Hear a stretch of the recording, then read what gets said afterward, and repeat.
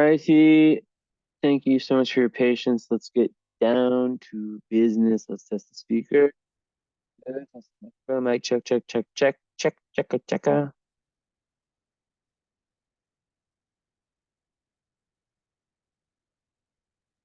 Okay, sounds good. Now let's get the clock going. All right, I got my nice dim lights here in my vampire. I was gonna say kitchen, tavern. So let's actually, let's make this a little change. Let's move my program over here. Yeah, actually, this works. Okay, so I've hidden all information. Okay, I don't need this showing. Okay, share screen. Now with Zoom's update, I prayed for this. It shows my face now, which is awesome. I mean, it's awesome and not awesome. Sometimes I really don't want to be seen, but I guess I could literally just like, I don't know, cover the camera if I wanted to like get into my meditative state. Speaking of that, where's my sacred stone? Where are my sacred stones? All three of them. I'm not a crystal fanatic or anything, but I have my Merlin stone. I don't even know the name of this, but I use it for like every reading. And then this one, obsidian, gold obsidian. If I had a ton of money, or I mean, let's just say someone gave me a bunch of money only for crystals, I'd have some fun. In one quick second.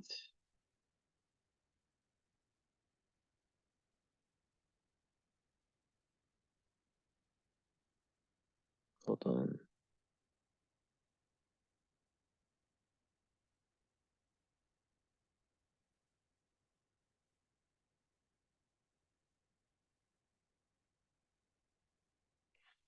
How do you spell jeopardizing? Got it. Okay.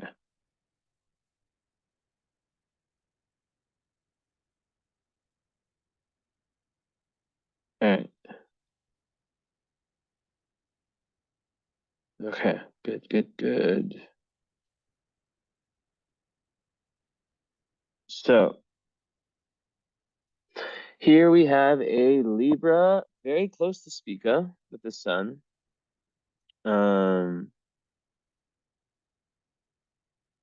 Which is one of the best stars in all astrology.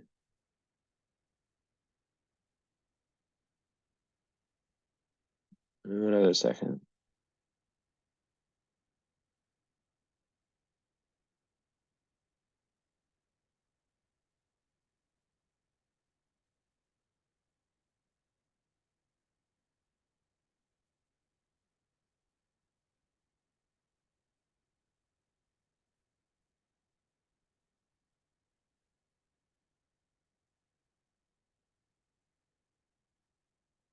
Okay. I was writing something. I just need to post it, so we're good. All right. So as I was saying, it's an interesting chart when you first look at it because I I just lost my connection and I realized it's because my Wi-Fi has been broken. I have to use my hotspot. I'm praying to God that it's unlimited data for that too. Everything's got back here from America, visiting my family. This computer has just not really worked, and I need this computer to do my readings. So yeah. But anyways, as we were, so I'd like to share. So that shouldn't happen again. I just have to keep my phone screen going.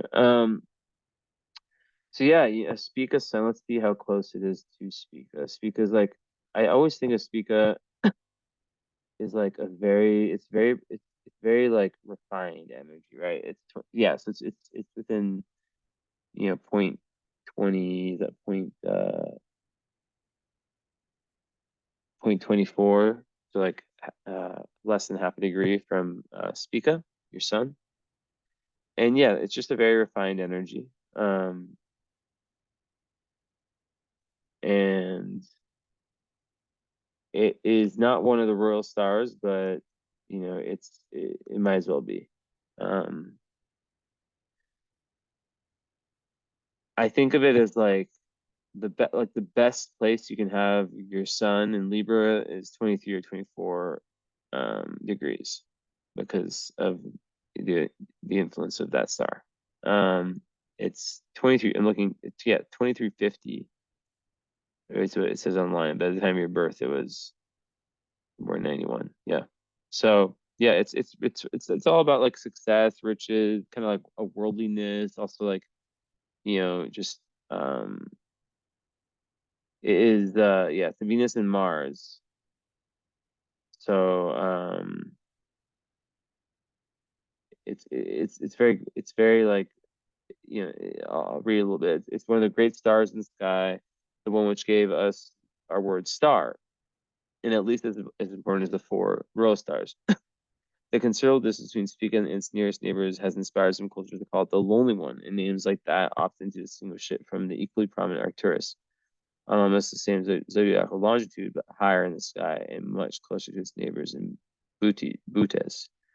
Astrological Spica is a good star, and no doubt it still is if we don't contemplate our descendants' fates in 5 million years' time. Our friends classify it as Venus Mars, the only one of that kind. So it's the only Venus Mars star. The combination of the opposite sexes in one star must inspire further thought about the androgynous qualities we have already noted with Virgo. But it's doubtful that Ptolemy noted that as the star of the grain harvest, it is the provider of our material needs, and indeed it does always show up well in that respect. I want to check to see if there's squares. Oh, Sun square Black Moon Lilith, Sun square Neptune, less intensely though. Okay. So there's one word of warning. We only reap harvest if we have first sown the seed and cared for the field. And that we reap must last us. And all who labored in our field until the next harvest is ready. He/she does not do so well from Spica, who reaps what he/she has not sown, uses it profligately, profligately, or denies to others their share in their good fortune, as though to rub this in quite firmly. Arcturus in the sky above the Virgin's hand is the prime star of the much rougher character.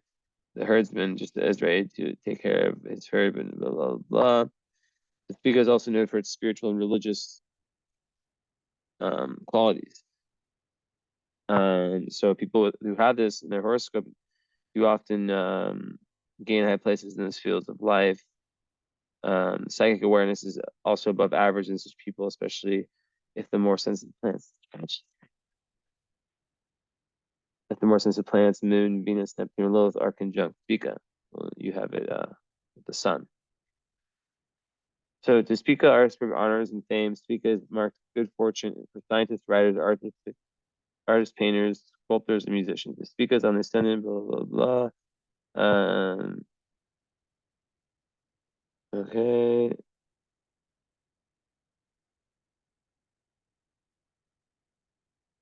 So good thing it's not with Saturn, Mars, Uranus, Neptune, or Pluto.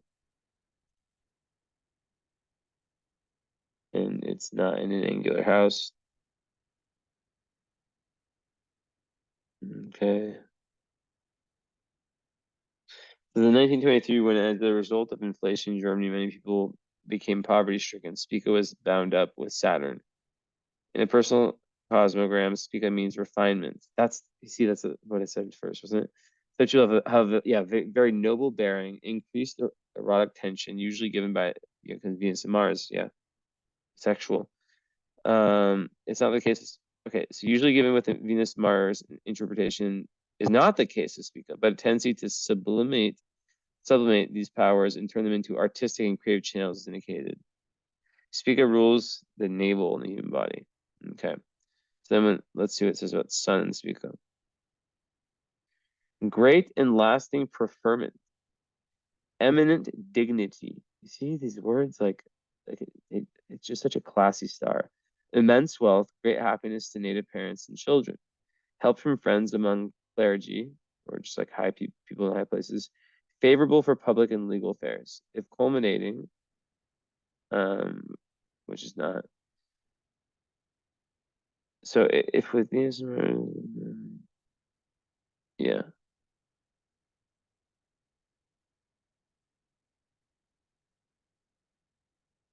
Okay, so you see how it's just a great star.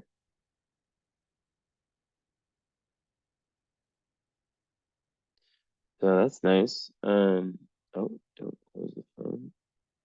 Internet. Um, so then having that with an Aquarius moon, at 18 degrees. So, you have double air. So typical to have, your planets, both in that same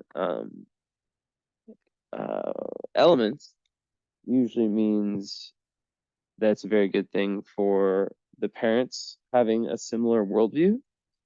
Um, I can't even think of like the last time I had a client with a trine of sun and moon whose parents were divorced.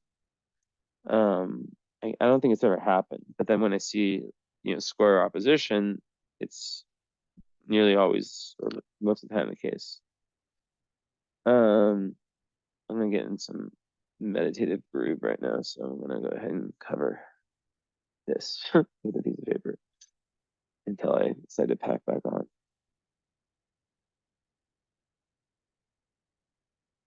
My brother's calling me right now, but I'm literally in the middle of a reading. Um, so in essence, having Aquarius and Libra is, it's a lot of air. Let's pull up the aspect grid.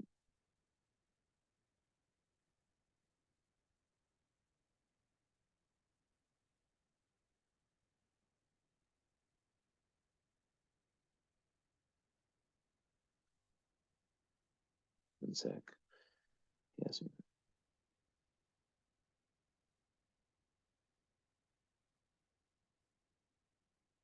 Yes, we were the basketball player.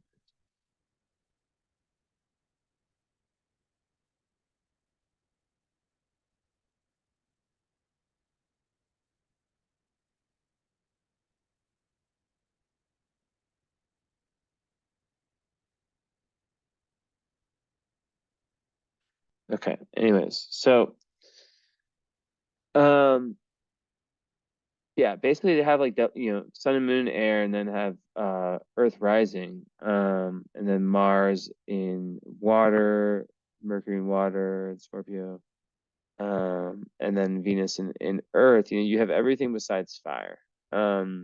If you look here at the element part, there's no fire, not even any. Yeah, there's just nothing going on fire wise. So um when you lock fire in a chart, I mean, I made a post about this yes, well, I reposted it. I made it a while ago.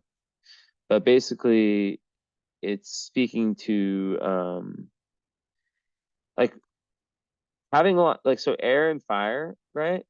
Fire being Aries, Sag, and Leo, air, Gemini, Aquarius, Libra. Those are the masculine planets, so they're more active. So you do have a lot of air, so it's not going to be like um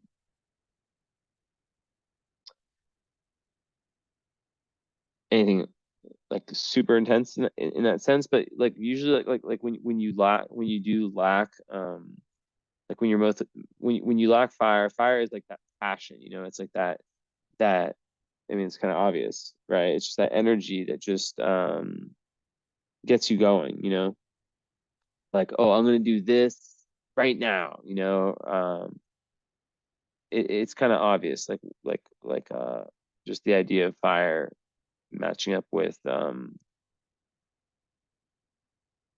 what it does astrologically, right? People with lots of fire, let's say like I have a lot of fire, right? It can be impulsive, very action oriented, but yeah, too much fire can be a problem. Because what can happen is that it can almost like the people can kind of almost like burn um others around them and just have too much energy, but not enough fire. Sometimes people can lack that not persistence, lack that initiatory kind of energy to just get started on things. But you know, having spica is obviously very good, and having in the second house would be a chart I would think of for someone who, you know, would do well financially. Um, so the key there though is to not put too much of your energy into material, like not be like becoming like overly obsessed with material success. Like a lot of like very very rich people have second house suns, and to have it in libra, like, you know, the sign related to commerce, if you think of the scales. um but like to really to ascribe yourself to spiritual values. So when we connect everything in your chart, the North Node in Capricorn, right? North Node is it's conjunct Uranus, which is very interesting because right now we have um, South Node conjunct Uranus, right, in Taurus. So it's like a interesting position for you. Very interesting. It's very so lots of karma, but that's something that we could discuss. Did you book? I'm not sure if you booked the current astrology reading, but just I'll explain it quickly right now, just so you know of how the typical process is. I'm pretty sure you got reading and follow up. Um, so nearly everyone, unless like there's a financial issue or if it's something related to, um, you know, if it's like an astrology reading for me and they understand this stuff themselves, instead of just getting only the follow up, they get the follow up and the uh you could call it current astrology transit, you know, just this, you know, it's basically explaining what's happening, you know, what to expect, like kind of the year ahead energetically. And it's like adds like 2 hours to the hour. So like the follow-up's an hour. We go over everything in the natal, get everything straightened out, and then we move into the current astrology, and I use all the predictive tools that I've learned to really help you reach the highest point of alignment, right? It's really a beautiful session. I highly encourage it, and I'd be happy to give you a $100+ I think it's $130 deduction to where it would only cost, or not only, it's still a good amount of money, but instead of 380, I think it would be 250. So let me know if you're interested. That's what nearly everyone does, and what I highly recommend. And we just set a time. It's not like a long wait like this. It's like get you in the next few weeks, or maybe, you know, maybe even sooner. Like I have a so let's look at my schedule. I had some cancellations lately, and yeah, we do it over Zoom. It's really interesting.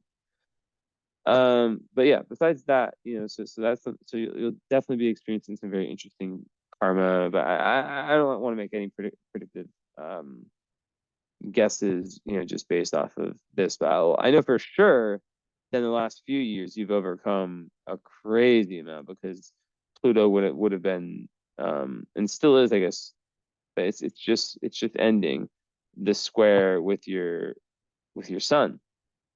So, you know, a lot of people, when they go through those types of Pluto transits, it's like kind of a death to a part of them. You know, it's like they call it like the millionaire killer, but then the millionaire like rebuilds themselves and becomes even more like, you know, it's just it can take so many different forms, but usually there's a huge crisis that leads to a deep transformation. But anyways, that's not this reading. So with all this, right? Moon in Aquarius, there's an emotional need for being of service to humanity. And you know, you've spent a lot of time in past lives with your South Node in Cancer, which is trining Venus and Jupiter, and has some other interesting connections too. And the North Node has, wow, North Node conjunct Neptune and Uranus and Black and Lilith. So you're really trying to master a lot of things in this life. It's a very evolved soul. I can tell because when you have North Node with Neptune and Uranus, it means that you're really trying to, and I see, you know, no retrograde planets as well. So to me, it's like someone beside, no retrogrades. So to me, it's like someone who's really like gotten things right and who's trying to continue this deep spiritual journey, but they have been very, very like they haven't allowed themselves to show these skills in the material world or in the outer world, excuse me. So it's really about like really digging deep and finding these latent talents that you have with that South Node in Cancer ruled by the Moon in Aquarius. So like you have this real inventive kind of ability to you, right? This real kind of ingenious, ahead of your time. Where's your Chiron? Leo, interesting. Um, so you have that Uranian quality, which is this otherworldliness, right? And you have like a deep emotional need to, you know, to really dig deep into your own artistic creative potential. I think like this is the kind of chart like of an artist, someone who's like, and when I say artist, I mean someone who is really trying to figure out like what it is that they love and then turn that into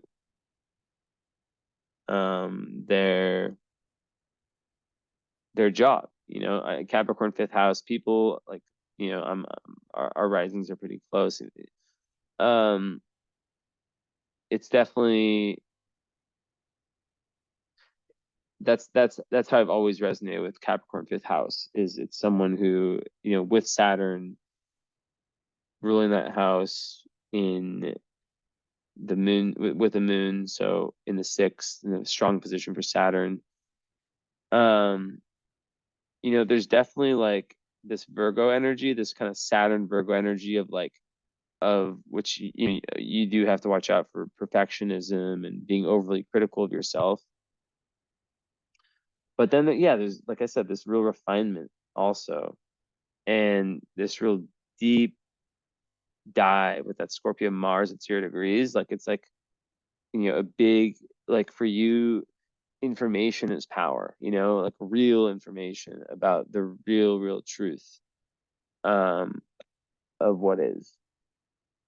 And not everyone, you know, experiences that, right? Not everyone has these eyes, this awareness. One second. I'm still talking, but I feel like I just you can't see me anyways. But this awareness to see, one sec. So not everyone has this awareness. Um, but for you it's karmic, and it's like when you have those two planets on the North Node or all these planets, it's really linked to like imagine like especially with no retrogrades, like you are, it's like you took like a very like ambitious life purpose last lifetime and prior, or even in prior incarnations. I can't give you like a number on how many. And you're continuing this journey. So like right off the bat, with no squares to the nodes, no retrograde planets, I think that you've been doing very well as a soul. And what I mean by that is that I think like I don't think you've been really pulling yourself back. That's and it's rare that I see no retrograde planets at all, right? So you've been doing what you've been succeeding on a soul level, and now you're really trying to, like when I see North Node in Cancer, I think of the person who is trying to become their own metaphoric father. Earlier I was saying how the trine with Sun and Moon usually means parents that have like similar worldview, get along well, usually a good relationship between the two. And in the self, that creates kind of like I think like if you think of yourself as being like, you know, two, like your sun, your moon being your yin and yang, you could think of them being like metaphorically being like two ships, right? Or two captains, main captains kind of steering the ship that is you. They're both going in similar directions, right? So air is very intellectual. It's very good at seeing the other side, and different, you know, it's really, you know, air binds everything together, right? Just water and air, right? You know, they're two forces, they're two elements that, you know, air binds everything. So it's about those connections. So whether it's networking with people or you know, just your like kind of overall intellectual ability or communicative ability to really make these deep connections, it's a huge asset. Now when you add Mars at 0 degrees and Mercury in Scorpio in the third house, that's third house. Mercury is an indicator of someone with high intelligence, and Scorpio is all about depth. So, you know, you're definitely someone who is very deep and who's interested in, yeah, really taking things to a new level. Because yeah, like as I was saying, North Node in Capricorn, it's not alone. It has Uranus, Neptune, and Black and Lilith. So not only are you trying to, with Neptune is like, you know, like the Pisces, that oneness energy, right? Uranus is Aquarius. It's that like, you know, humanity. It's the two last signs, right? So it's like you're really probably like, you know, almost feeling like a servant for humanity. And I just sense that you've spent lifetimes, you know, developing so much, but you haven't allowed it to be seen and enjoyed and like enough. You haven't allowed it to benefit, I guess you could say, the public or just the world, right? So this life, it's really about like allowing yourself to, like for example, like with friends, right? Like allowing yourself to be a little bit selfish and not kind of just like go with the flow, right? Because Libra is a sun sign. The low side of Libra can be a little bit about people pleasing, you know, and not wanting to rock the ship and make people unhappy and disappointed in you. So, um, you know, that's something that has to get past. That one has to get past with this arrangement of energies. Um, Now being an Aquarius moon, Aquarius is the sign of the road less traveled. So the, you know, the odds that you're actually like, it would make someone a lot more rebellious, right? So and that rebelliousness is, a rebellion, I guess, is very important. Now you do have what I would consider either the most difficult, or you have Pluto square moon. Pluto, um here 19 degrees. It's separated by less than a degree. 19.15 and 18. You see that square? That is extremely hard. And basically, people who have that Pluto,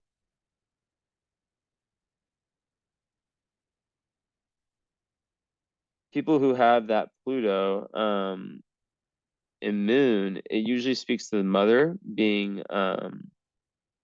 overly interfering, and it can have a really, really difficult, like very, very difficult effect on the emotions, right? Because as an Aquarius moon, air moons typically don't, like, they can be very aloof and kind of distant from their emotions. But with Pluto,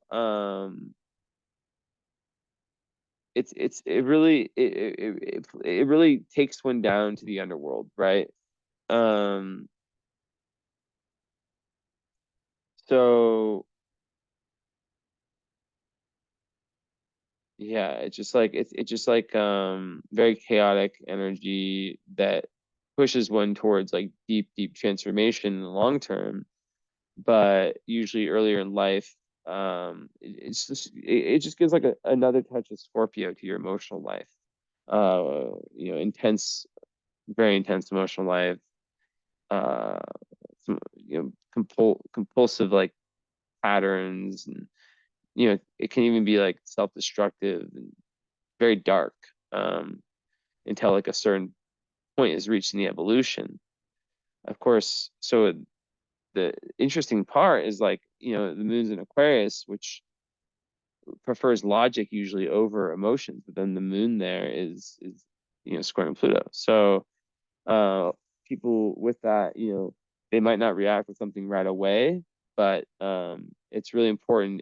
It's kind of like it's kind of like an accelerator for you, right? Because people who have this, they are faced with a certain level of darkness early on that pushes them into like some kind of healing, so they get a head start.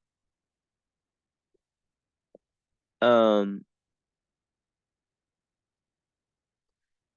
so yeah, a lot of people with this, they do lots of healing, trying to figure out where you know, these emotions are coming from, that they understand, these instincts that keep kind of sabotaging relationships and whatnot. So yeah, usually, like I said, it's like a interfering mother, overly obsessive mother. And a lot of times there's like a kind of ancestral cycle here, that this person is the person that's meant to break this. Um, so yeah, like it makes someone like kind of wary of other people. That they can come off kind of smothering also, like where they can form bonds like really, really close, or really, really fast, not close. Close bonds really, really fast, I meant to say. Um, and the big thing here is that there's a huge need to surrender, and to not try to control, because there can be like, this kind of ruthless streak, and this like using manipulation. People like with this can have like fear of abandonment, so they get in relationships, and then they you know they can feel some type of shame that they may have inherited from their mother, right? And yeah, that's why it's so important, like during your journeys in the underworld, to really see things for what they are. Um, really see things for what they are, and just accept and surrender, and just understand that you are here with a massive karmic and evolutionary impetus, and reason for being here, and that your growth, your spiritual growth, born in 91, so you're younger than me, um is going to benefit a lot of other people. So just knowing that is very important. um because like really, it's like the experiences you gain during these dark times are your greatest assets as you transform and move on, and you realize that like nothing, like I have Pluto on the IC, so it's not the same thing, but it's still very difficult. And I realize now that what makes me so strong as a person is having had that, having gone through that, you know. So I imagine it'd be something similar to you, but yeah. So this is also something that you know, I can keep talking about perfectionism, because if we look at the Virgo part of your chart, the first house, you have Jupiter and Venus, but one of the best aspects in astrology, Jupiter. Oh my goodness. Okay, I am saying this with pure honesty. You have I don't, the amount of times I've said someone has good karma or even bad karma, probably less than 5 or 10. Like 4 months ago, I saw someone with bad karma, but I didn't say it, and then she ended up scamming me. So I gave her a very good reading, even after she scammed me. It's fucked up. But you, like, wow, like Jupiter and Venus conjunct, both rising, is fucking crazy. This is insane. Now, of course, we aren't sure. I wrote down my notes that we weren't so sure of your birth time, but either way, you know, you're a Virgo rising, and to have Jupiter and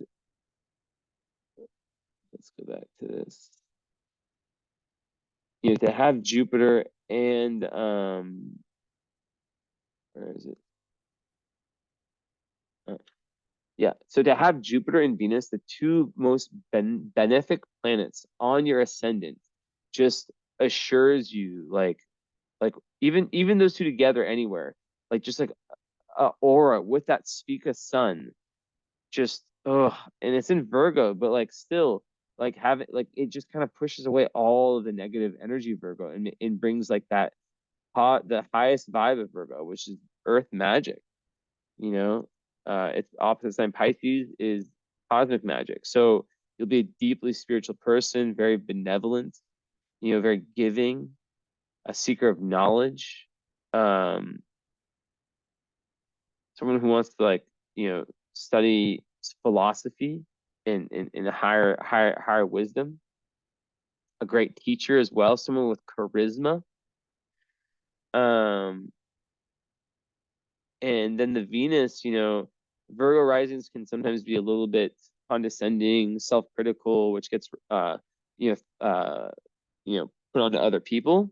But for you in this case, it just makes you a very warm. I've never looked at a picture of you, by the way, so I have no idea what you look like. I do this on purpose. But Venus risings are usually always very, they're beautiful, whether it's like physical beauty or 1000%, your energy is like very, very light. I think of like a white ball, like a very like beautiful, like white, not like exactly white, like one of those, like, I don't know, like those like crystals. I forget, I don't know what kind it's called. It's like white, but there's like these little like beautiful swirls in them. I don't know. But yeah, it's like just like such light that I feel. Um, so it's interesting that it's in Virgo. But yeah, uh, ascendant with Venus, it'll make someone relationship oriented, romantic, very, very charming, very, very like approachable, um, and creative, creativity playing a big role in your life. And this is amazing for your health, for your physical health, and just for you as like a figure. So with that said, I need to lead you to another warning, and that is that people can be jealous of you. I mean, from what I've seen so far with the spica and this, that's definitely something that you got to watch out for. Jealousy. But like, just know that, you've earned everything that you have. This is a beautiful chart. Um, and then like Jupiter and Venus, I made a post about this a while ago. Like, if they're conjunct, they're like literally like you were born like, okay, think of it like this. Today, someone was born. So the energy of that of today from where that person was on Earth, that's their natal energy, right? So the day that you were born, not only was this the sun spica. One sec, someone's throwing up. Hold on. Nice. Mika, did you throw up behind me? Oh my God. Mika. You threw up on her bed. 1 second, I'm sorry. I just need to get some water on this. Okay.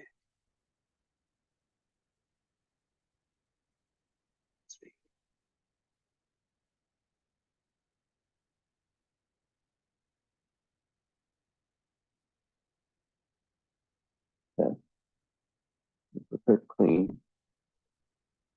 But anyways, okay.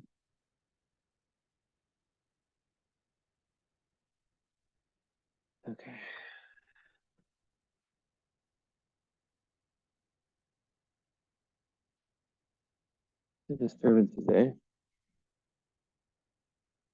And she threw up again on the floor. Mika, what's wrong? I get some food. I don't know which food it is. I have like so many different kinds.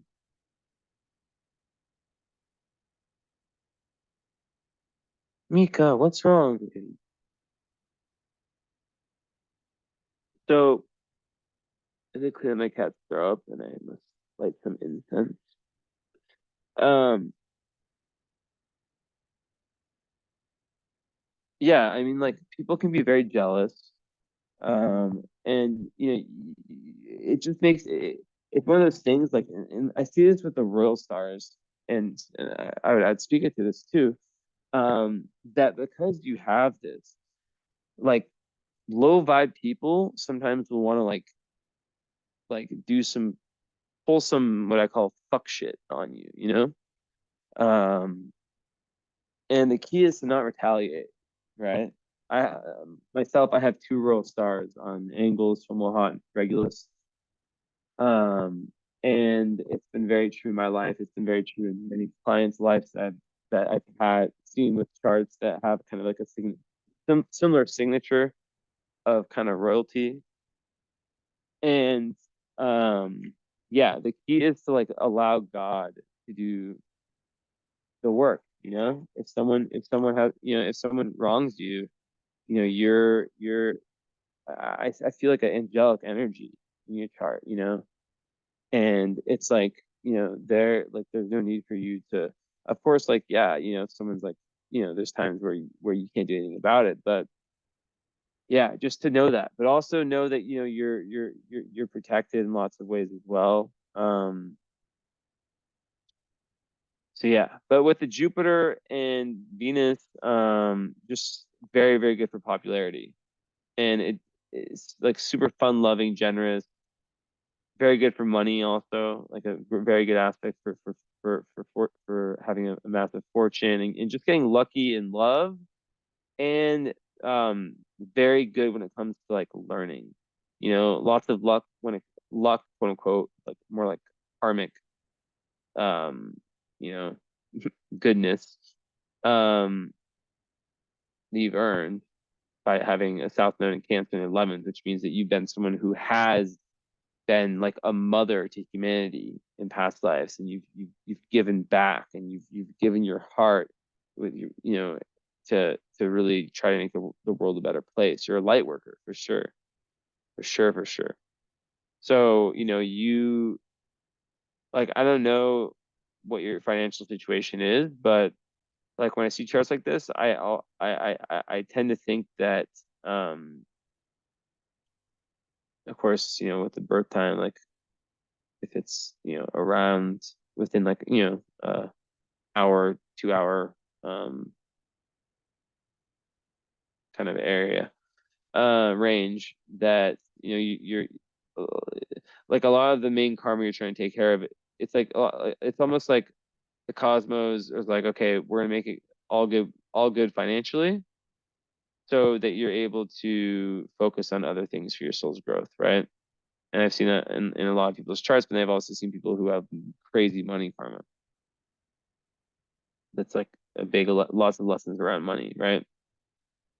But yeah, just like very goal oriented with the Virgo. So yeah, you do good in any career that involves kind of basically like pretty much anything. I mean, like you're so versatile, you know. It's like you'd be great in business, you'd be a great leader. You'd be great with anything related to the arts. Because you have all that Virgo energy, you're very good with the details, and with your sixth house moon, which is the house of Virgo, you're very good at like understanding the steps that it takes to get to a certain objective, right? Um, Now with the Jupiter Venus though on the rising, you just have to watch out for overindulgence. But the beauty of it is that it's in Virgo, which is a sign that's very conservative. Conservative in the sense of, well, not like Virgos don't go over the Virgo energy doesn't go over the top. It's grounded. It's Earth, right? It's not like Aquarius or Leo or Sag, which is like the ones I have, Pisces. But like you know, it definitely, yeah. So you're blessed. I've never seen someone have Venus and Jupiter. I mean, the day you were born was probably an amazing day for everyone, you know.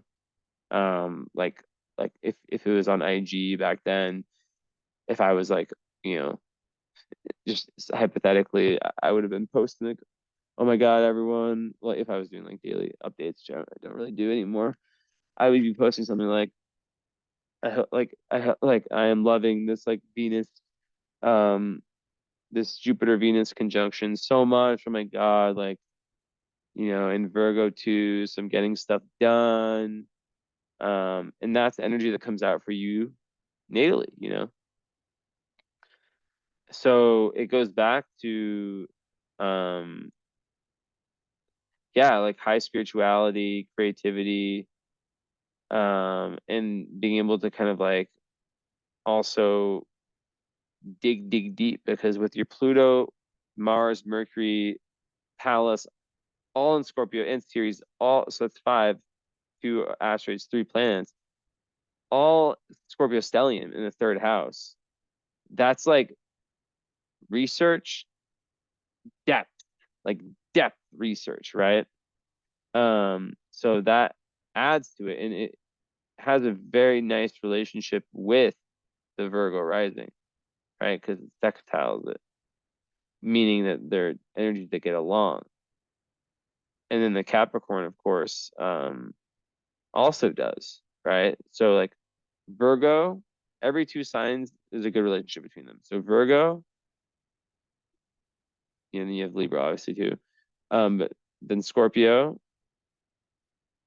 no Sag, and then you have Capricorn, right? And you have Aquarius. So it's like, um, you know, like most of your planets are in, you know, from Virgo to Aquarius.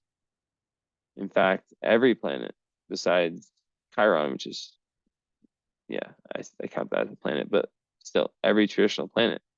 So, you know, that's the end. You know, that those are the advanced ones. Minus, you know, everything in Pisces, but Virgo, the opposite science, the same energy, but the opposite manifestation, right? So, yeah, overall, you know, like to have all this third house energy with a Virgo rising, you know, your Mercury rules your chart, so it makes your Mercury in your mind very strong. And, you know, 3-degree Mercury in Scorpio, if you go to degree theory, that's the Gemini degree. So it's like adding more intelligence. But I'm not like big into degree theory. Um, it just, I don't know. Yeah, just for some degrees, but yeah. Um, yeah, I mean, honestly, it's just like you, like someone who's so versatile, who has this real ability to just become obsessed with different subjects, and doesn't want to fuck or doesn't want to deal with like the kind of more just material kind of like lame subjects, you know, like you want to talk about the occult, the esoteric, life after death. And Mars and Scorpio people at 0 degrees, like that is an energy of a spiritual warrior, someone who will stand up for what they believe in. People who have Mars and Scorpio, it can literally like make them so Scorpio, like even as Libra, Aquarius.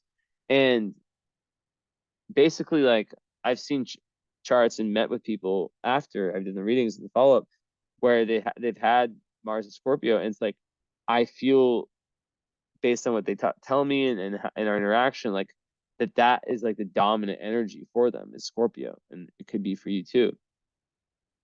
Now, the fact that it's in the 3rd house with Pluto means that in past lives, you know, I don't want to say that like you were wronged or you were kind of like conditioned, because I'm not seeing that. But what I will say is that you definitely, you have your Saturn return coming in like a month. So definitely, if you want to book the reading, like, so I have the current astrology reading, but then I have the current astrology reading plus Saturn return reading, and I'd be willing to do that for $270. Add on the Saturn return, because there's like a whole chart you can create for the Saturn return and talk about that, because it's like a very, very big point in your life, especially with all that Capricorn, which is the ruling sign that or Capricorn rules, or Saturn rules Capricorn. So lots of karma, and yeah, big time for you.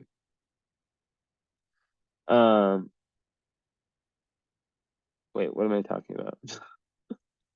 I'm sorry, I'm tripping. You had your Saturn return. I'm like, wait, what did I just say? No, you've had your Saturn return, so X that out. But your Sad Sati, I guess that would end when Pisces leaves, enters Aries, which is gonna be, or Saturn enters Aries, but don't worry about that. But yeah, like in March, Saturn will be out for good of Aquarius. So in any way, shape, or form, I'm sure you feel like your Saturn return is done, but it's really, really done. But yeah, you have a 0 degree Saturn. Wow. So that brings up like this new theme of because that makes Mars square Saturn both at 0 degrees.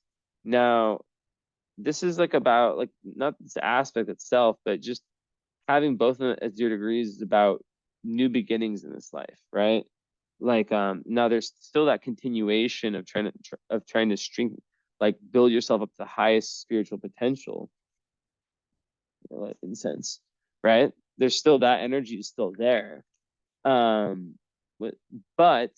there's kind of this added energy of really a lot like whatever you did last lifetime or in previous lifetimes, like leading up to this one that you're dealing with the karma with, or that the lifetimes that you're handling the karma of right now, you really, really did amazing. And now because of that, you're entering like a new journey for your soul, a new experience. Like, so 0 degrees, Mars and Scorpio, I think it adds a level of um of flexibility and just kind of not childishness, but just like that kind of like childish curiosity.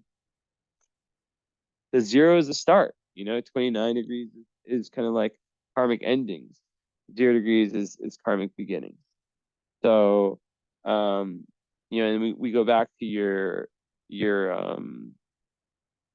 just letting this incense, but your Mercury, your chart ruler, and it just makes complete sense that it makes complete sense that your mind would be very, very deep, and that you would be someone who just really has this passion, and doesn't want to just take any road. It could very well be like an advanced soul who's really, really come to incarnate now to be a leader, you know, for this new world, for what I believe will be like a new world forming, a very pivotal point for humanity coming up. We're kind of in this like this kind of middle ground right now. You, you know, the more I think about it, I feel the shift. You know, I feel how like less is going on now. You know, like you know, if you really kind of put your intuition into like the world, it's like, you know, there was this and this is coming, but then there's that little time in between where people can do the inner work and people can do what they need to do to be prepared for when things shift. No, Mika? I know. So yeah, Mars in third house is just like someone who can really state their ideas strongly. And they just like really, you know, sometimes there can be clashes with siblings. So there could be lots of karma with siblings potentially. Pluto also in the third house can create some darkness with dark karma with siblings also. Um, but like, yeah, even having, having Pallas conjunct Mercury, the exact same degree. Oh my God, that is genius energy. Like Pallas is basically the 0.03. Oh my God.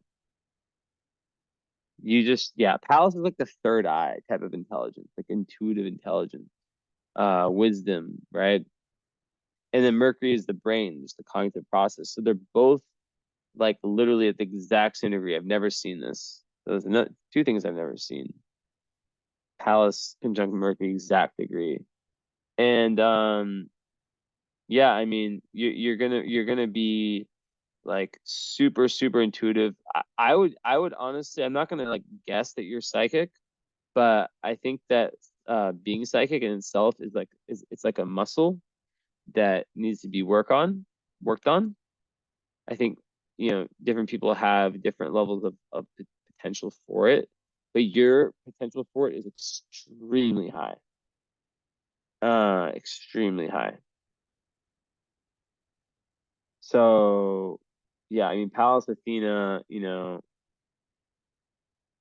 it's just like wow, you know. So yeah, like very innovative.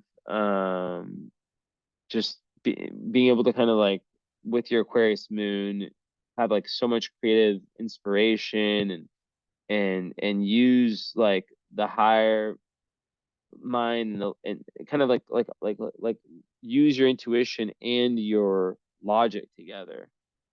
So that's really interesting. Um, so when you yeah, so when you combine that with the Mars, you know, it's you have someone who just cannot be stopped. Um, like you can push them down, but then Pluto being there too just gives this endless thirst for information. As I was saying, I didn't finish my sentence statement. Like, you know, you don't want to just like take someone else's word for, you know, what's real, what's not. I have Pluto in the third house in my Placidus chart. And I resonate with both my charts, full sign and Placidus. I do whole sign if you haven't noticed. But yeah, it's like it's yeah, it's just like it's like when you get into something like how I got into astrology, for example, or if I get into a language, like I will literally go insane. Like I will just have like this, so it makes up for kind of the lack of fire because it just gives you this like ability to just go full throttle and have this like endless ball. It's like this endless ball of energy at whatever your pursuits are. It's pretty cool. With the Palace Mercury also, I would say that there's lots of mental dexterity, very strategic, like especially in Scorpio, like kind of like a chess player, might be very good at chess. Or anything that requires strategy and planning ahead, you're gonna be very good in, right? So, and then of course, teaching, like is all over the place. And teaching, when I say teaching, like, you can think about what that means. Does that mean I'm saying you could be a school teacher? Yes, but does that mean like just think of what teaching implies, right? As a mother, as a friend, like, to be a teacher is to be someone that has something to give, and then who also has the ability to communicate it in a way that is loving but also charismatic, where you can get through to people, right? So it's a high level of intelligence mixed with um, you know, a discriminating mind that is very good at critical thinking and very good at thinking outside the box. So yeah. Also, I want to say Pallas and Mercury. Mercury represents siblings too, so that's actually like very good for making peace with your siblings, even despite all this other energy that could, make things difficult. So yeah, Pluto, third house, those are just like the strongest communicators, just they're able to really get to the people's depths through their words. Like, they can kind of speak for the collective in a sense. So then Ceres is right there. Ceres is kind of like a second moon. We'll talk about your moon. We haven't really talked much about it, but Ceres in Scorpio, it just makes one in third house. It's like it makes someone just very, very good at like kind of like yeah, it's more teacher energy, like really wanting to like nurture people by praising them, and by also like giving them information, being a good networker, and and just overall like kind of feeling nurtured and getting and receiving nurture, and through your your communication ability and your ability to gain information. Here's a throw upper.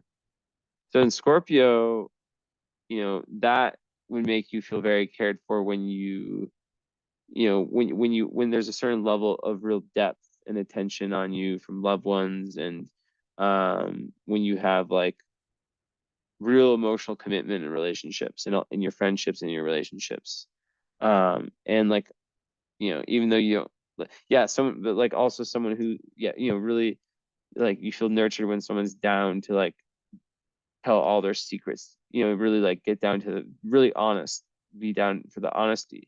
Now, it's interesting that Sirius squares your moon, because um the moon Aquarius is very different. So that the emotional need for moon Aquarius, there's a deep, deep need for freedom, a deep, deep need to do things your own way, take the road less traveled, and like I said, feeling more secure with intellect compared to emotion. Aqua moons are so good when it comes to helping out humanity as a whole, but when it comes to like interpersonal close relationships, sometimes like they just need a lot of space, and they can be quite detached, not really just, they can like disappear sometimes, and um they don't really like the whole cleanest thing, but that kind of runs counter to all this Scorpio energy you have, right? Because Scorpio is all about being very close. So that could be a split in your chart, a psychological split that we could talk about if you remind me, which I hope you'll take notes on this, because I don't remember anything I say after you do a reading. I don't know if I'm channeling, I don't know what I do. And yeah, like moon Aquarius, you could have definitely viewed your mother as like being quite emotionally erratic, unpredictable, and like I said, with the square Pluto, just usually there's some darkness there. But moon in the sixth, it's like just how your daily health, emotional, spiritual, intellectual, mental, emotional, every kind of old is very important for you. So you can even be someone who finds success in like a field related to health. I had a client the other day who had something similar, who was a successful just who had launched a business for vegan food that was very successful, like high quality. So yeah, um, so yeah, really, really good for healing other people, possibly through your work. So you could be like, a doctor, a servant, and not servant in that sense, but a servant to humanity. Um, and just yeah, someone who has an emotional need to be humanitarian and to also like have lots of friends from different, and not choosing friends based on anything like societal or anything like that. Choosing friends based on um you know, who they are authentically within themselves. So yeah, I mean, sun, trine, moon is wonderful also. So, I mean, like just on a personal level, it creates like an easygoing personality, where the emotions contribute positively to the life. It's not like you're like battling two happens going two different ways, right? So you can really manifest well and kind of like uh kind of like sit back and just let things kind of slip into your hands. um of course, you still need to be ambitious, but you'll attract lots of positivity just by you being you, the highest version of you, without being too perfectionist, which is the one. Even with all those positive Virgo energies, it's still is an energy that can like be 100 or 0. So you have to know that, right? Especially with Jupiter, like there's a huge desire to be of service, really spiritual, but then there's like that obsession, that detailed perfection, but also like yeah, that real kind of ability to inspire other people. Um, if you were my guess profession for you so far, it would be doctor, some sort. That'd be my guess, but who knows? It could be anything. Um, so with love, Venus and Virgo, they tend. My phone screen stopped, so pause again. But yeah, they like to have like a very practical basis. Like they don't want to waste time with like kind of like like they want their relationships to really like be solid, like a firm foundation underlying it. And yeah, they really do care about like the little things, people noticing the little things. Their love language is usually like based on like what they're willing to do. They like things clean, obviously. But sometimes Venus and Virgo can expect too much perfection in a partner, and the Aquarius moon can sometimes be a little bit detached, as I said. So there can be like some like if they feel well, if you feel closed in relationships, like where it gets predictable, there's a high potential for just being like, I'm out, peace. Um, so yeah, I think it's important, but I think that like really like a big thing for you, a big not turn on in the sexual way, just like in a big turn on romantically is someone who thinks in a certain way that's adding to your worldview, and it's unconventional, and someone who's also evolved. And when it comes to like the Scorpio part of your chart, someone who isn't going to invalidate that need for depth and that need for not drama, but that need for intensity. With the Pluto moon square Pluto, Pluto square moon, that's kind of like back and forth emotions, right? So there's a really big need for you also to disattach from, to really look at like you know the ancestry, um and say, ask yourself, what do I want to break from, what's been passed down to me from who knows how many generations. But just the awareness of that can be life changing, right? um to break generational trauma is insane. And so many of my clients, um I see that in their chart, and it just makes me like, wow. um yeah, so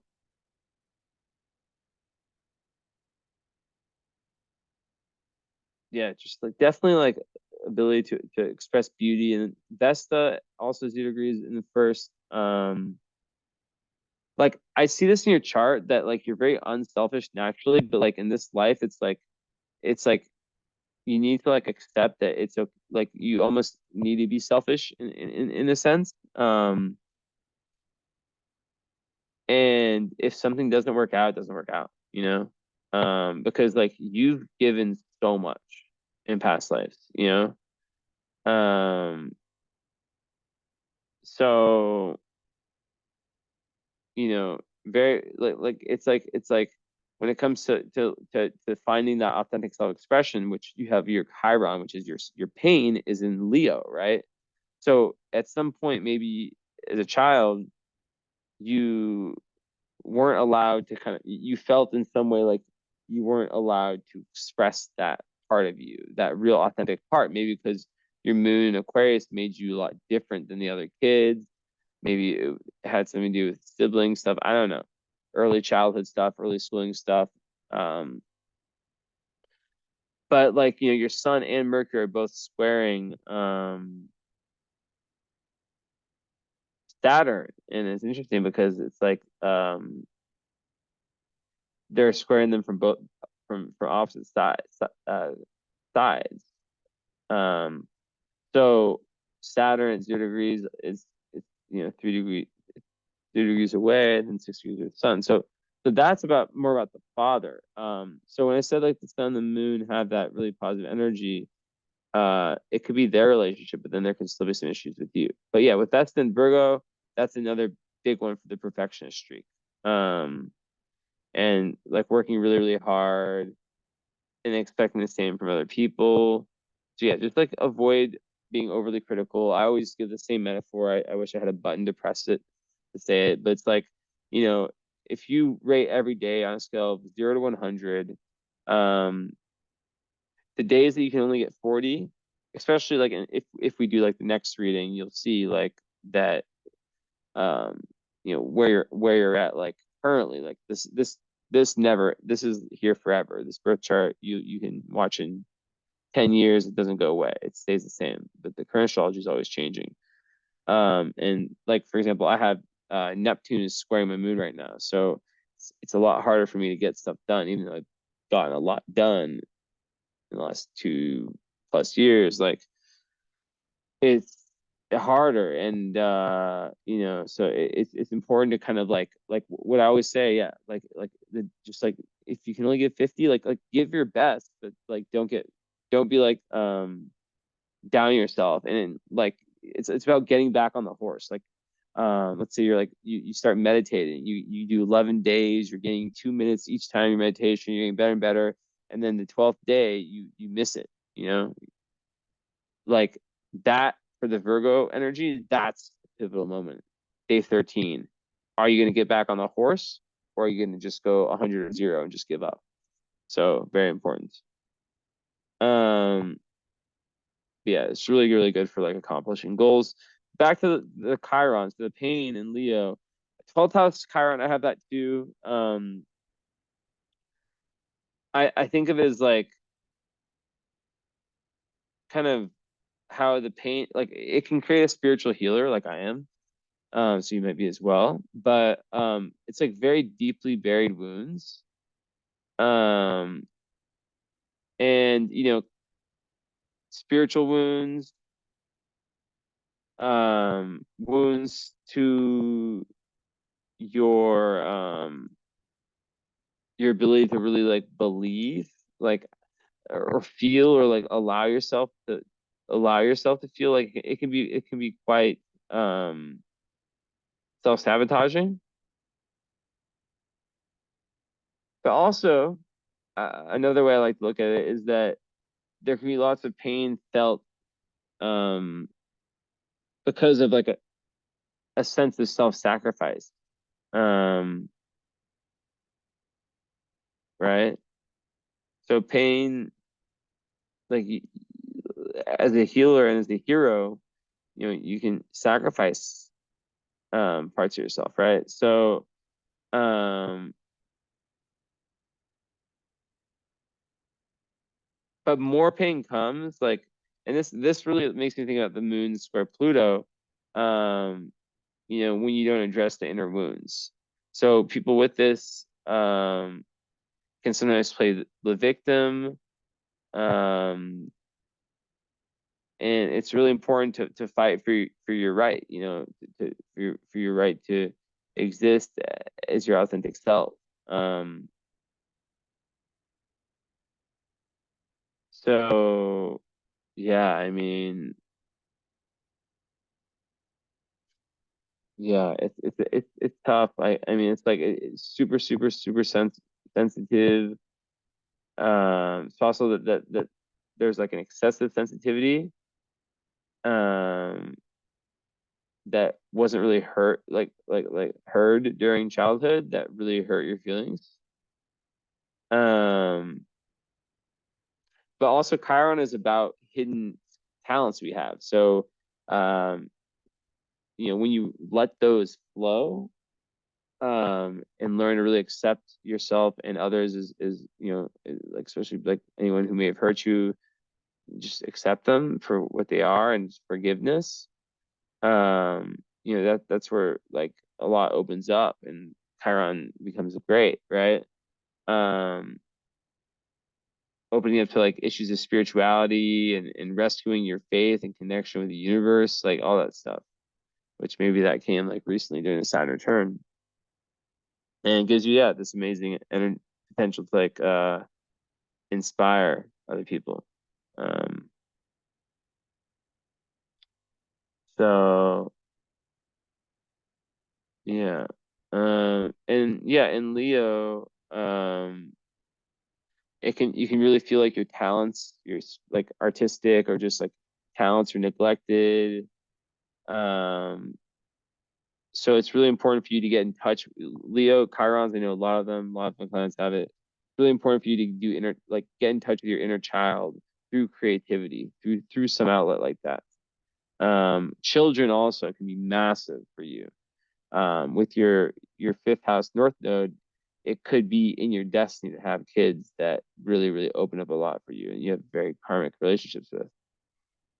Um, because like Leo is like this warm fire energy, right? But Chiron can make that person feel like they can't express themselves. Um, so yeah, sometimes like people with this like will not allow themselves to have fun. They think I need to work, work, work, work, work. So it's all about just like pushing yourself towards that enthusiasm, and towards that. And like I said, there's so many other amazing parts of your chart. So um, being a little bit selfish and doing things that get like for example like art therapies and for a metaphoric example where you're just painting something, but through that you're learning more about yourself, right? So yeah. So it's like, but like also you have to watch out for like this excessive behaviors. So it's like this balance between like too much fun and a total absence of fun, which oh my God. Like when I think about what I just said compared to my life right now, it's like, oh my God. And then I also have that Saturn.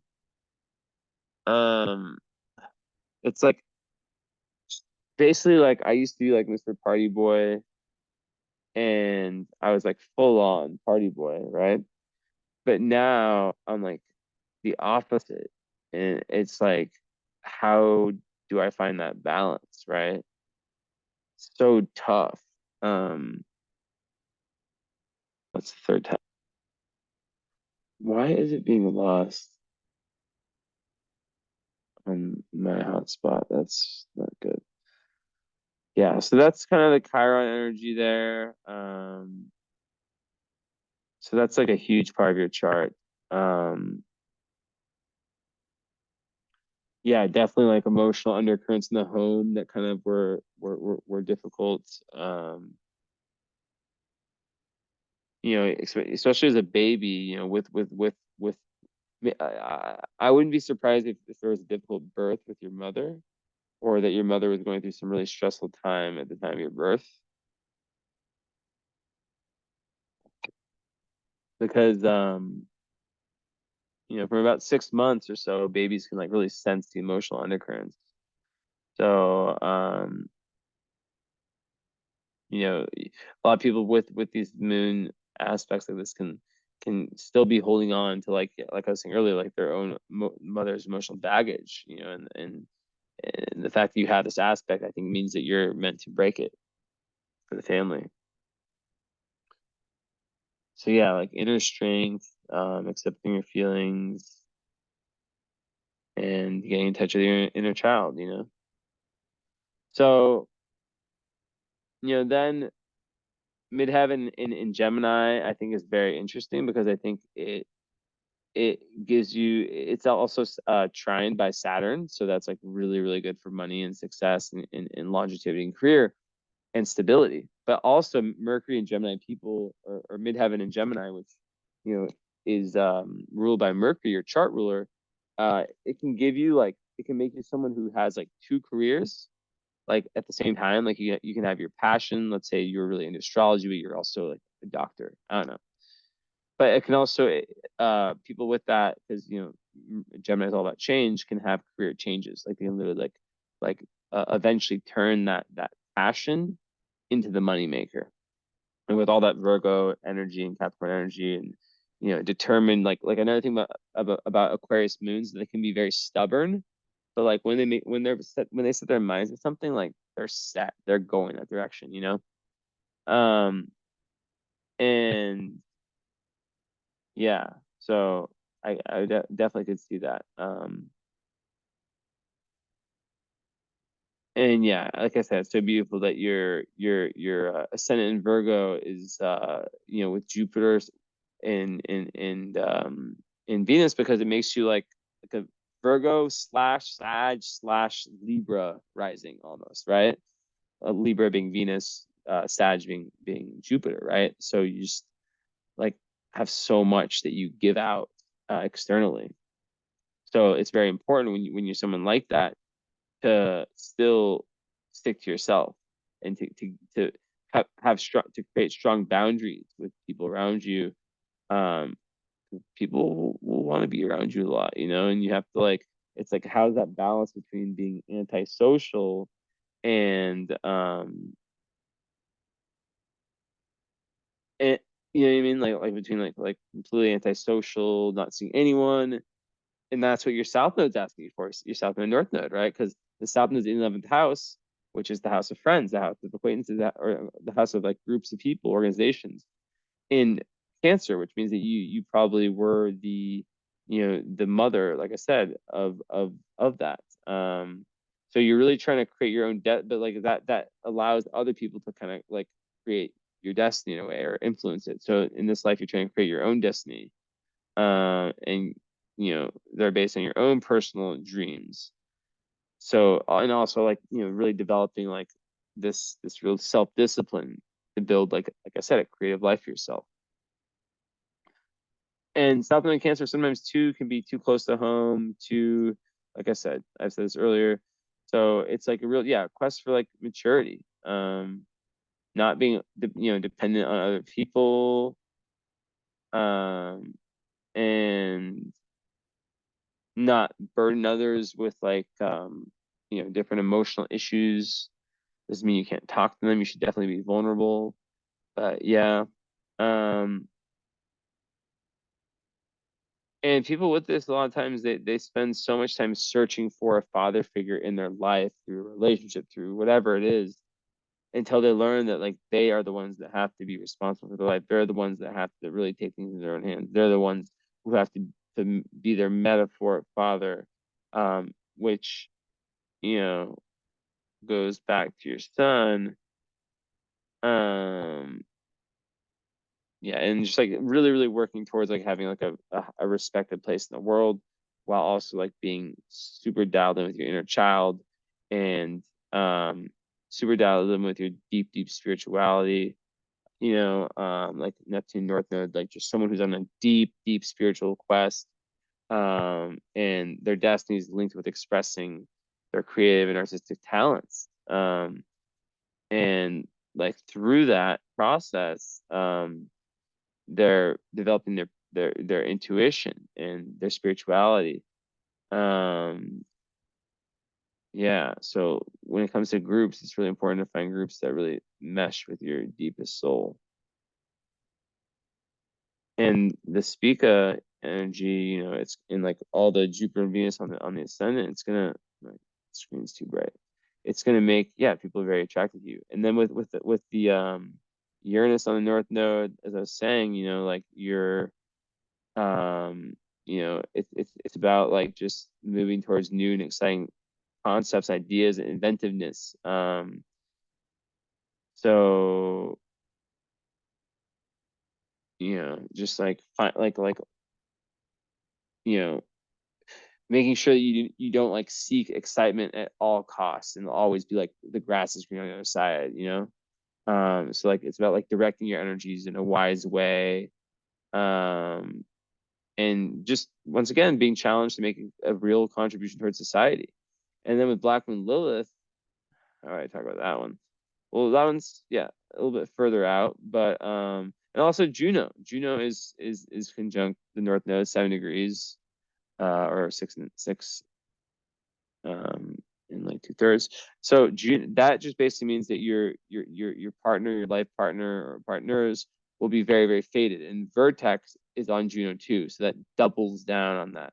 That everything that happens to you love life wise is very faded, very, very faded, and really contributing to like your higher awareness, like learning a lot from these partnerships. So yeah, it's important that you don't choose someone who is just kind of like a crutch, you definitely need someone who gives you tons of freedom, probably an unconventional type of relationship. But then also, someone who you can count on to be the same person day after day, or at least like in terms of like their energy towards you, or their deep feelings towards you, like you can't have someone who they need to be like a solid rock. Um yeah, with Black Moon Lilith and North Node, the way I would think of that, Black Moon Lilith is kind of like um your potential way of undoing yourself, right? So I would think that in Capricorn it's about control once again. Um so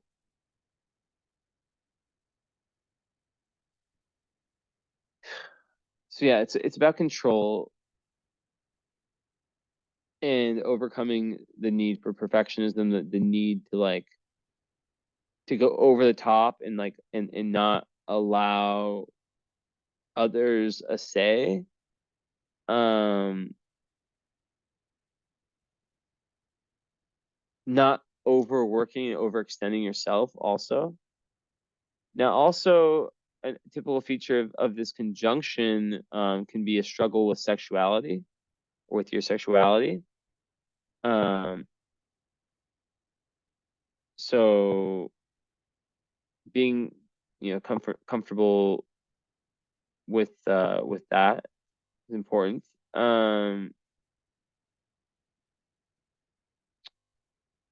And yeah, just like being there can be like energy being like very, very kind of just like the controlling energy, just trying to overcome that as part of your destiny.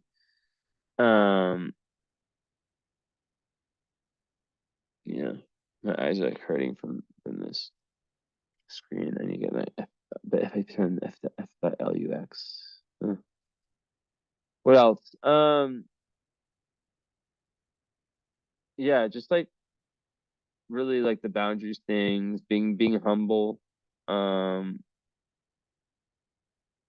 and it's very similar. It's like really like forcing you to like learn how to be an individual with solid morals and values, which you make every decision based off, instead of like allowing other people to do that, which with the Scorpio energy, you will be a deep thinker, very intelligent, and.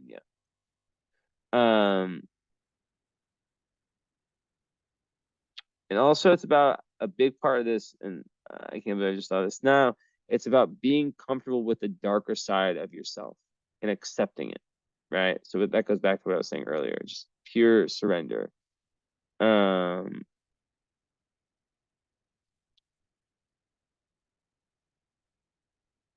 so yeah, self-acceptance. Um,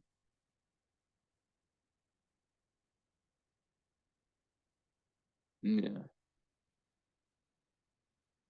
Yeah, I mean, what else can I say? And that's how empowerment gets found, and that's how the Pluto square moon gets beat, kind of overcome. Yeah. And another thing is like avoiding falling into like the extreme of the Uranus Aquarius, like complete like rebellious nonconformity, like the extreme of it, like really looking at that, right? But like at the same time, you're such a deep thinker that like, yeah. I mean, I the way I see it is um yeah, I don't know what else to say about that. Just not not like allowing others to be in charge, like not like really really learning, like kind of, yeah, be team oriented. And that's what the Aquarius moon, that's why you have an Aquarius moon, is for that purpose. What was part of it, is baked on, being of service to humanity and really giving back in that way. But yeah. um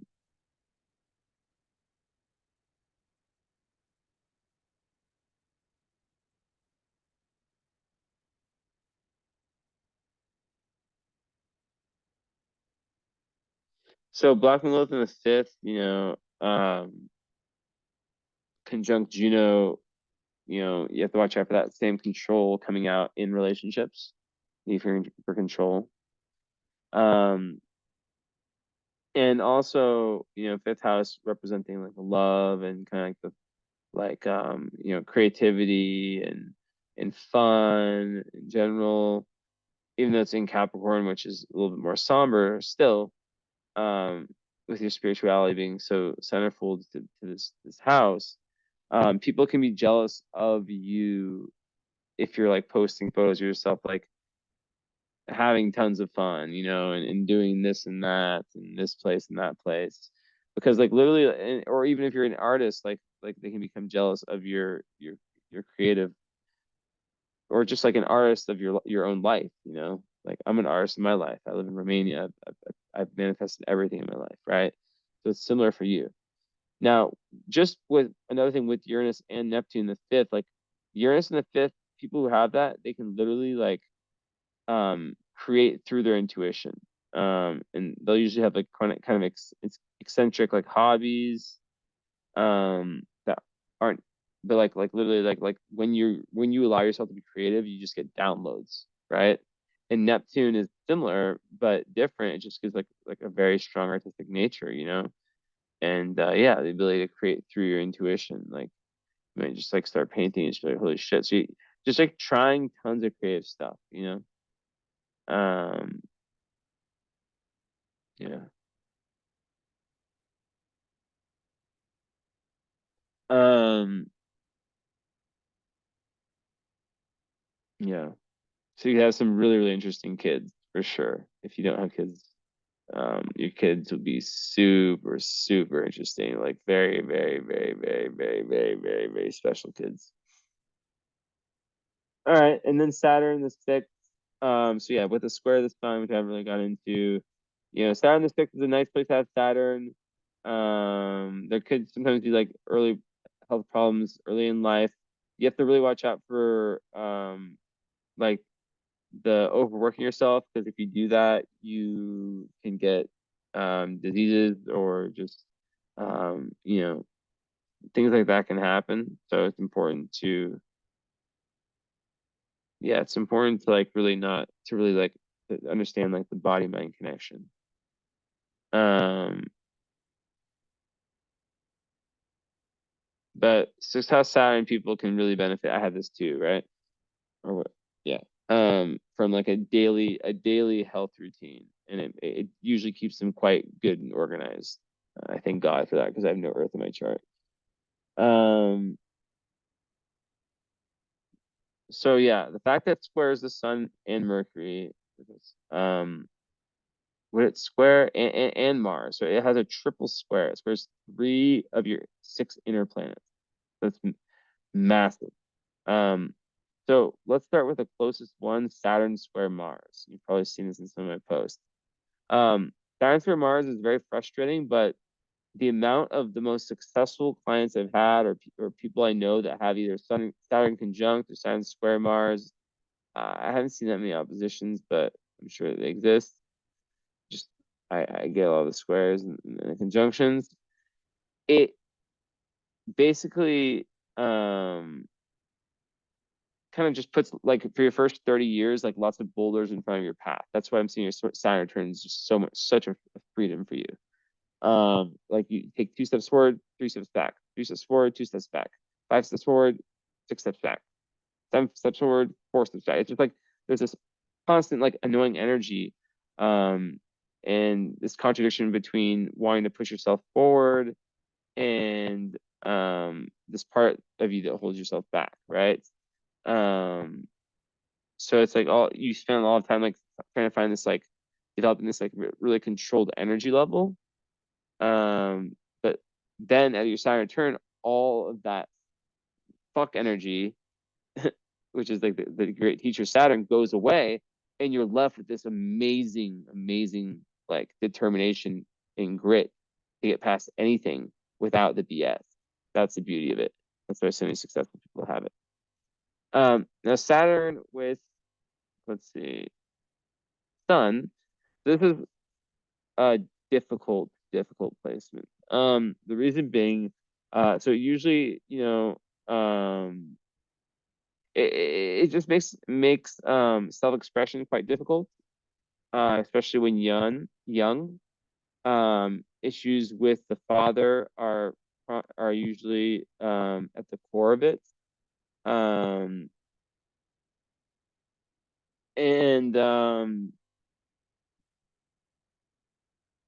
yeah, basically just feeling like lots of kind of restriction, Um, so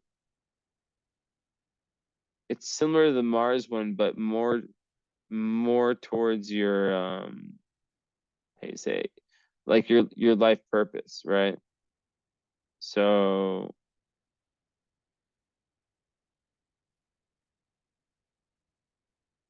yeah. It's like, yeah, just like really feeling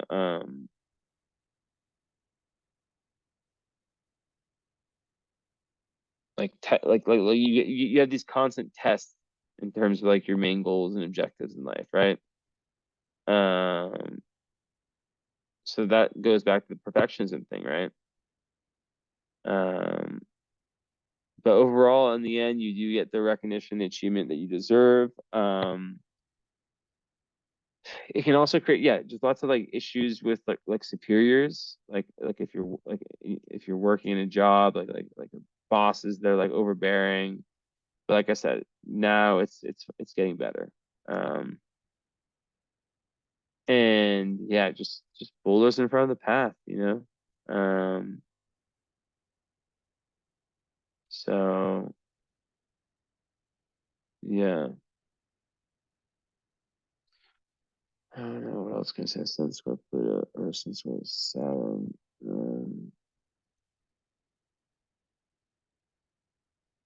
Hmm,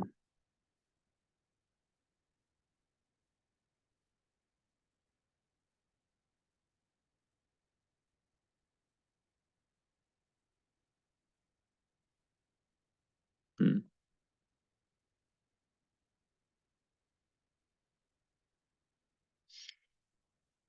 Yeah, I think another, it just adds like to the difficulty for vulnerability and confidence, you know.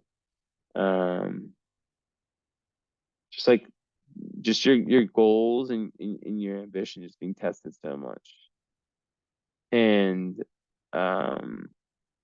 you know, when you have the Chiron and Leo, and in this, it's like just, you know, there can be this feeling when young of like what I'm doing is wrong, you know. So yeah, it's just very, very difficult. It can bring very, very pushy people who try to kind of assert themselves and their thoughts over you. So yeah, it's tough, tough, tough.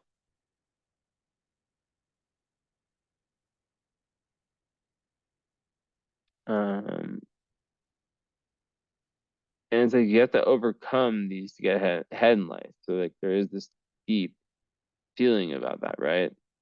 Um, and another thing about this that I mentioned is yeah, like the father being quite critical, you know, and just authority figures in general, you know, but usually it's the father, which leads you to be like very hard on yourself, right?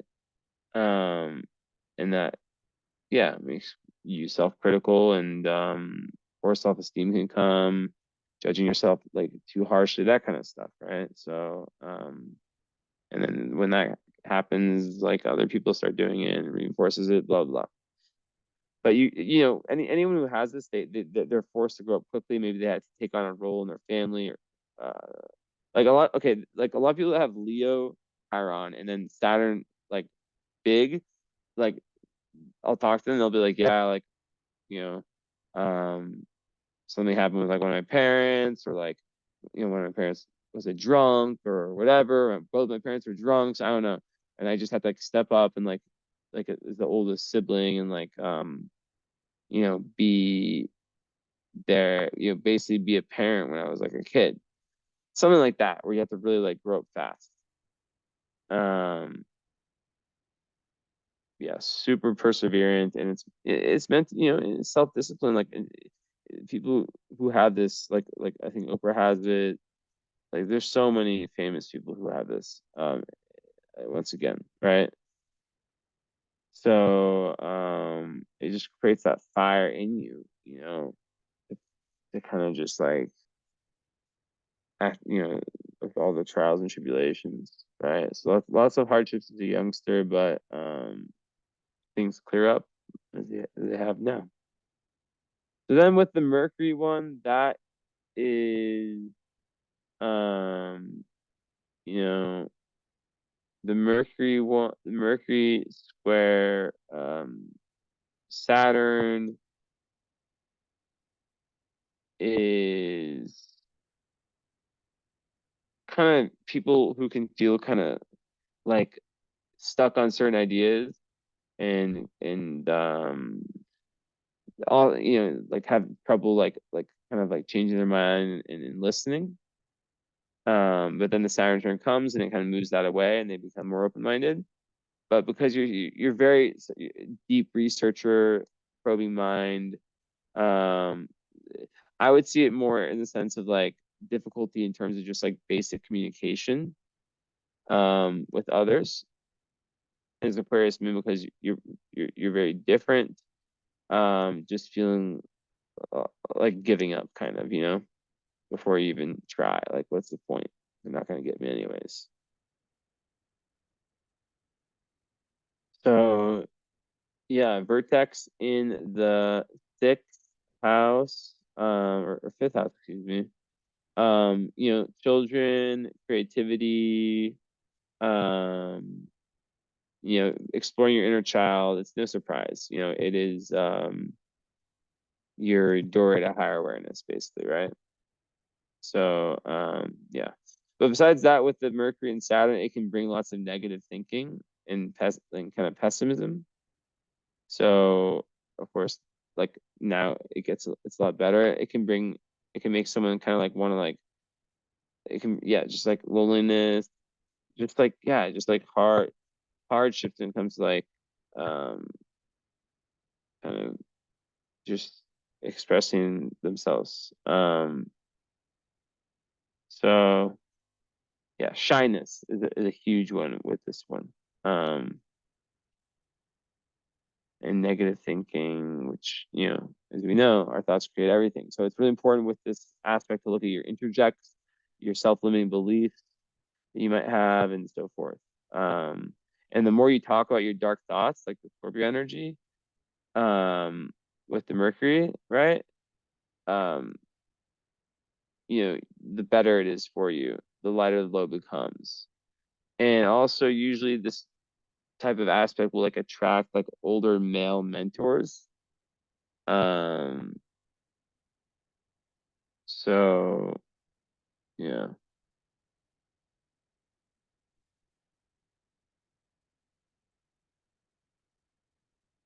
Hmm. Let's see. So bright.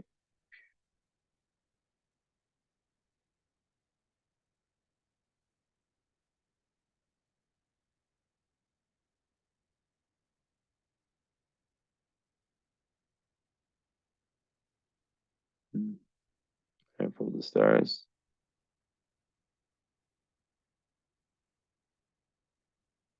Okay. So one other really good thing with this energy, the Mercury one, is to use things like mantras and affirmations. Okay, let's see if I missed anything. Got all those. Yeah, even Mercury sextile Jupiter, that's a really positive one. That's just like really, add philosophical outlook on life. Someone who can really, once again, teach, loves learning, and just can really kind of expand um, in different ways. Pretty cool.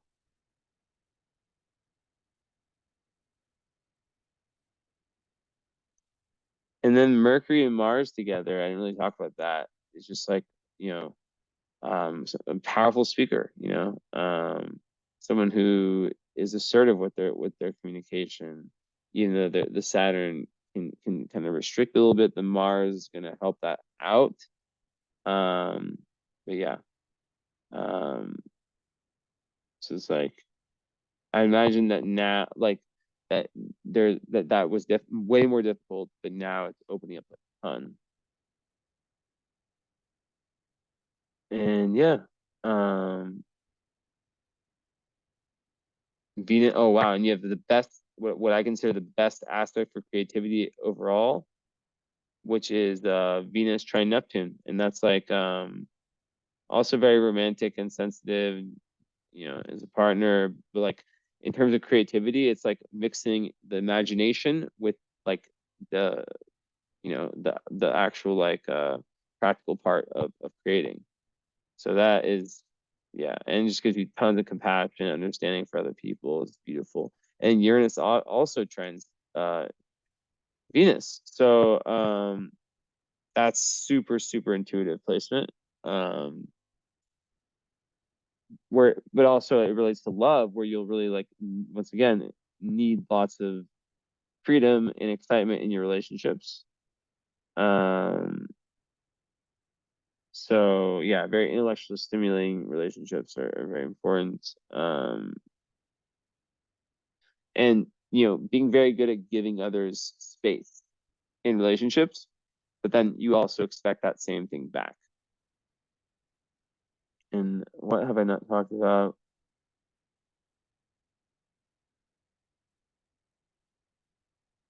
Yeah, just like potential for impulsivity with Mars conjunct Sun, even though it's in Libra. Love for adventure for sure. And just tons of energy. It'd be good to have like a physical outlet, work some kind of workout we can sweat out. And then I talk about Chiron. That one makes perfect sense. Chiron square Mercury, like you're a deep thinker as a kid, and just like a lot of people who have this, they suffer from believing that their way of thinking, you know, was wrong. They lack intelligence. Um, you know, so it's difficult growing up, but it's really because you just we're way deeper and way more ahead than other people. So Also, Mercury square Chiron can make someone like a really, really good healer through like being a good listener and being able to give the right advice at the right time as it becomes an asset. Because remember, all these tough aspects, they're meant to become superpowers, all the tough ones I talked about. Okay, so anyways, that is and then yeah, North Node trine Venus and Jupiter. So like basically that's like just, you know, doubling down what I said earlier that you're, it's just very good karma, very, very good karma. And your relationships will be very, very faded, very faded.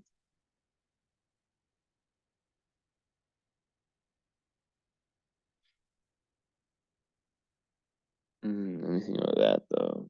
Hold on.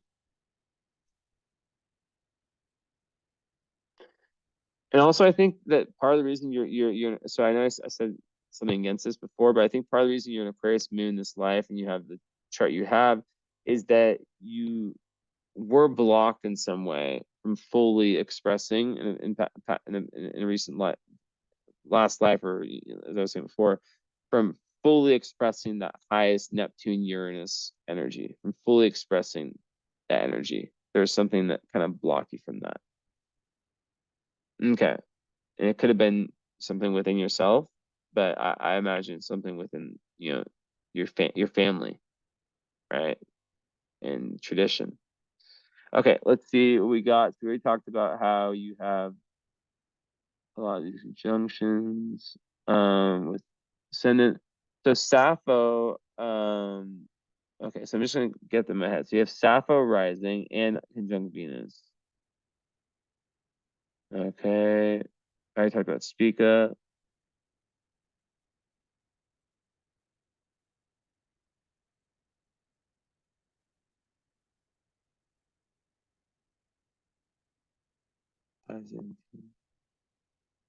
So you have Urania, which is like the asteroid of astrology on your Mercury and Pallas. So that can make you like literally like some like astrology, astronomy, like these types of things.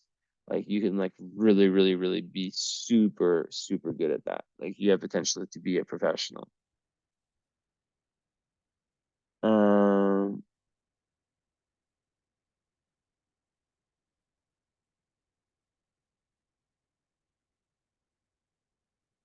I just squint because it's my eyes. Okay, so nothing on the moon. Also, your descendants in Pisces, and you have a more on it. So that just gives you like just like you're so romantic and you're so like you can have like a like real deep um you also have fomalhaut on your descendant like I do, which is like literally like the most creative of any creative anything like creative genius energy, like divine inspiration, divine creativity. But more on the descendant, and with descendants like what you look for in a partner, um that. And then of course I didn't even really did I even talk about like your Juno place independent. And so yeah, one thing before I go there is that Juno in Capricorn makes someone who in the fifth house, needs their ideal partner is in touch with their inner child, but also is very, very solid, and that they have like they can really offer them security, um physical, financial, every area, right? And someone who has a mission, who has a purpose. And yeah. So and of course who gives you lots of space with the Aquarius moon, and who understands you and sees you as the genius that you are, and who's interested in the thing, like the little like idiosyncrasies and kind of like little things that you like that might seem random to like a normie, that you're interested in. They're open-minded. So more, yeah, on the ascendant in Pisces, it's like, you're really looking for a spiritual union, and the more it means that like, you just love like even partners and stuff, you have the ability to really just have like this unconditional love for them, and just for for just people in general, you know. It's like top 3 favorite asteroids for me is more. So yeah, you can just be like someone who just goes over the top. You have to watch out because there can be energy vampires who kind of sense that and lurch onto it. Okay, so here, yeah, there's like not much on the top of the chart. So yeah. Okay, so what did we say? We said that was just Sappho on the ascendant and Sappho on Venus, and then what's this one? Also Zosma, conjunct Venus. Zosma is one of these you know, not many people know this, but Zosma is really, really related to like truth seeking, which is what you do, you know.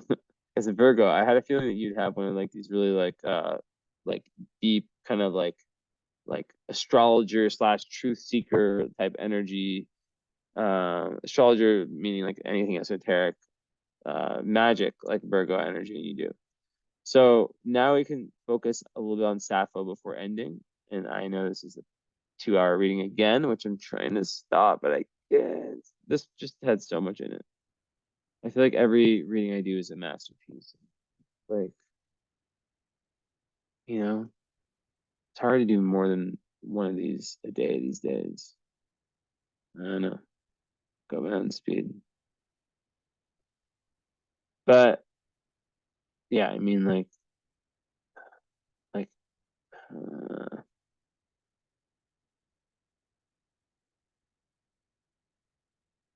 I just like I'm imagining like all these other like big astrologers who charge like so much more than I charge. It's like there's no fucking way. I've gotten readings from like so many astrologers. None of them go out of their way like I do. Like none of them. I've never ever like they all stop at 1 hour. Boom. You know. Sorry I said that. I just it's like I've been having like less success than usual last 2 months.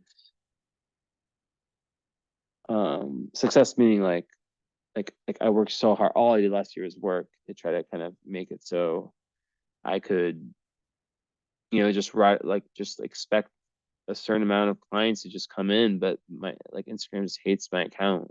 I'm not playing victim at all. I'm just saying like I just am like permanently like pretty much shadow banned. So even though I have like you know a significant amount of real followers, all real, I believe every single bot that there's probably new ones who just follow you. You know, it's just like I don't know, just like it's already what the 7th. I've had zero new readings this month. Like that's insane. But you know, God has a plan.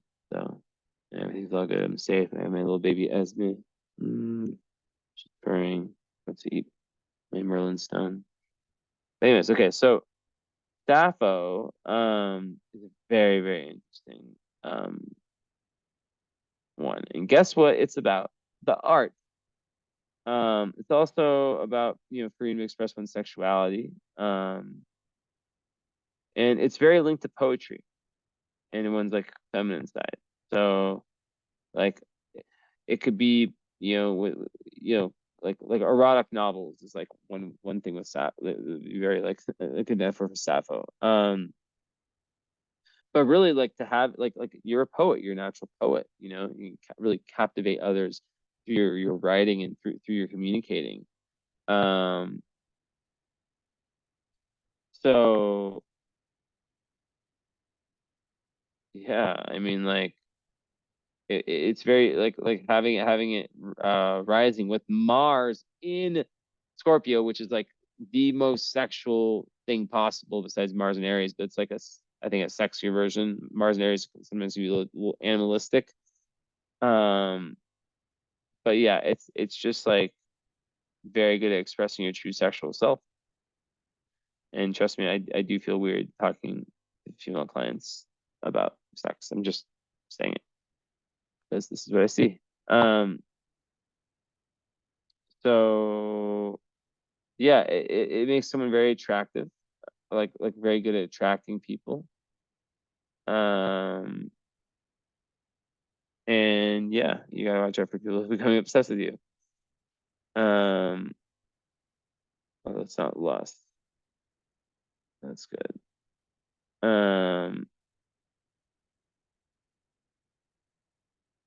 So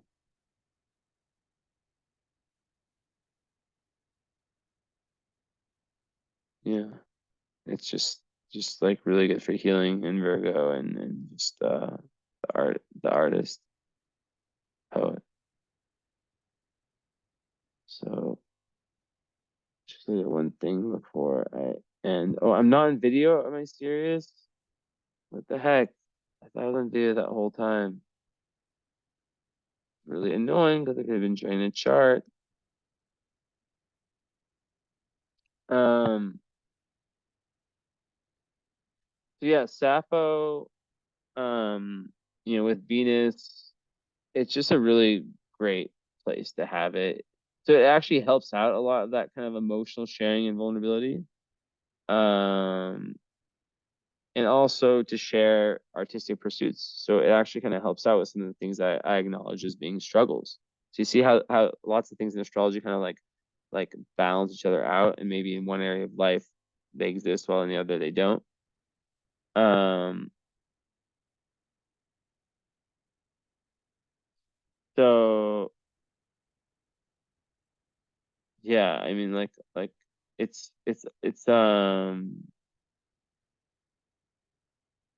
yeah, definitely. So I think that like the fact that you do have this kind of Capricorn energy and is gonna kind of take away some of like what can sometimes be like overly indulgent Sappho with like the sex. And Virgo also being a more conservative sign. But then, with the ascendant, like I said, it makes one very, very sexy. Like that's Esmond, stop it. Stop doing that. Esmond, don't bite my things. Bad girl.